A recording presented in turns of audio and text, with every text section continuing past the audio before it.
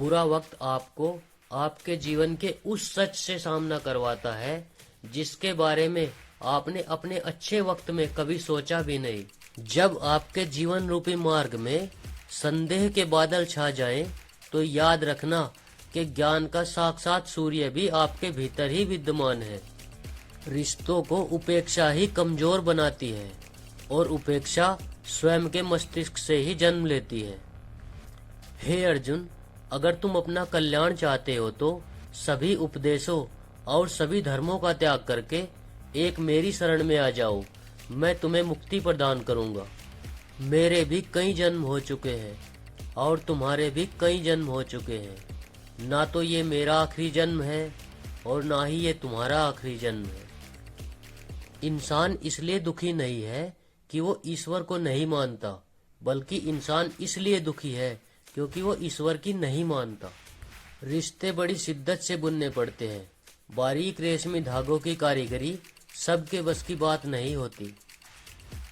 हे अर्जुन, प्रेम के रंग में रंग लो जीवन सारा, क्योंकि एक प्रेम ही है इस लोक और परलोक का सहारा। अगर आपके पास कोई समस्या आती है तो तुम उसका समाधान ढूंढो, उससे भागो मत। तुम्हारा किसी भी चीज से मोहग्रस्त होकर अपने कर्तव्य से भटक जाना एक मूर्खतापूर्ण कार्य है, क्योंकि ना तो इससे तुम्हें स्वर्ग की प्राप्ति होगी और ना ही तुम्हारी कीर्ति उज्जवल होगी। अतीत पाठों की किताब है, वर्तमान कार्यों का वनवास है और भविष्य संभावनाओं का क्षेत्र है। किसी भी काम में आपकी योग्यता को योग कहते हैं। अपने कार्यों की मिट्टी में दयालुता के बीज बोएं और सद्भावनाओं के बगीचे में उन्हें फलते फूलते देखें। जीवन में सुख दुख का आना जाना सर्दी गर्मी के आने जाने जैसा ही है, इसलिए इन्हें सहन करना सीखना ही उचित है।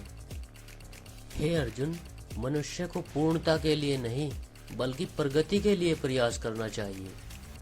निर्बलता अवश्य ही ईश्वर देता है, परंतु मर्यादा मनुष्य का मन स्वयं निर्माण करता है। हे धनंजय, कर्म न करने से बेहतर तो कोई भी कर्म करना ज्यादा अच्छा है। धर्म चाहे जो भी हो, अच्छे इंसान बनो, क्योंकि हिसाब हमारे कर्म का होगा, धर्म का नहीं। जीवन की नदी अनमोल बूंदों की तरह अक्षरों को लेकर बहती है। प्रत्येक को संजोए, क्योंकि वे आपके अस्तित्व के महासागर का निर्माण करती है। ध्यान की शांति में अपनी आत्मा की फुसफुसाहट सुने, जो आपको शाश्वत सत्य की ओर मार्गदर्शित करवाती है। ये दुनिया एक पाठशाला है और ईश्वर इसके गुरु हैं। कठिन परीक्षा केवल काबिल व्यक्ति ही देते हैं। जो मनुष्य किसी भी व्यक्ति पर शक करता है, उसे कहीं भी सुख की प्राप्ति नहीं होती। अपने मन की पीड़ा के लिए संसार को दोष मत दो, अपने मन को परिवर्तित करो, क्योंकि तुम्हारे मन का परिवर्तन ही तुम्हारे दुखों का अंत है। एक कुशल धनुर्धर की तरह अपने विचारों को आत्म साक्षात्कार के लक्ष्य की ओर लक्षित करें और अपना ध्यान भटकने न दें।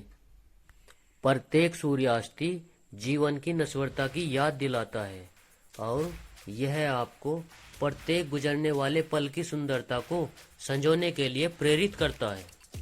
हे अर्जुन, व्यक्ति का कभी निराश न होना ही परम सुख होता है।